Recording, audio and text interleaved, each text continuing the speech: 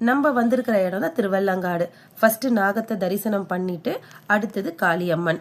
காளியம்மனை தான் முதல்ல தரிசனம் பண்ணணுமா, அடுத்தது தான் ஈஸ்வரனே பார்க்க போகணுமா, அப்போதான் முழு பலன் நம்மளுக்கு கிடைக்குமா. இப்போ வடராணேஸ்வரர் வந்தாச்சு. மொத்தம் 5 சபையில் முதல் சபை ரத்தன சபை. அது இந்த இடத்துல தான் நடந்துதான்.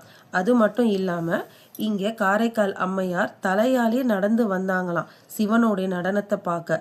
இது மட்டும் இல்லாமல் அவங்க ஈஸ்வரனுடைய எல்லா நடனத்தையும் பார்க்க ஒரு வரமும் வச்சுருந்தாங்களாம். இது இல்லாமல் ஒரு முக்கியமான விஷயம் என்னென்னா, கோயிலை நீங்கள் சுற்றி வந்தீங்கன்னா ஆதி வடராணேஸ்வரரை பார்க்கலாம். அது மட்டும் இல்லாமல் வெளியில் வரும்போது வண்டார்குழலி அம்மன் இருப்பாங்க. நம்ம வந்திருக்கிற இடம் தான் திருவள்ளங்காடு. ஃபர்ஸ்ட் நாகத்தை தரிசனம் பண்ணிட்டு அடுத்தது காளியம்மன்.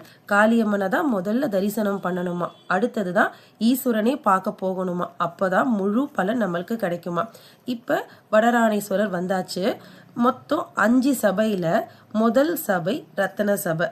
அது இந்த இடத்துல தான் நடந்துதான். அது மட்டும் இல்லாமல் இங்கே காரைக்கால் அம்மையார் தலையாலே நடந்து வந்தாங்களாம் சிவனுடைய நடனத்தை பார்க்க. இது மட்டும் இல்லாமல் அவங்க ஈஸ்வரனுடைய எல்லா நடனத்தையும் பார்க்க ஒரு வரமும் வச்சுருந்தாங்களாம். இது இல்லாமல் ஒரு முக்கியமான விஷயம் என்னென்னா, கோயிலை நீங்கள் சுற்றி வந்தீங்கன்னா ஆதி வடராணேஸ்வரரை பார்க்கலாம். அது மட்டும் இல்லாமல் வெளியில் வரும்போது வண்டார்குழலி அம்மன் இருப்பாங்க.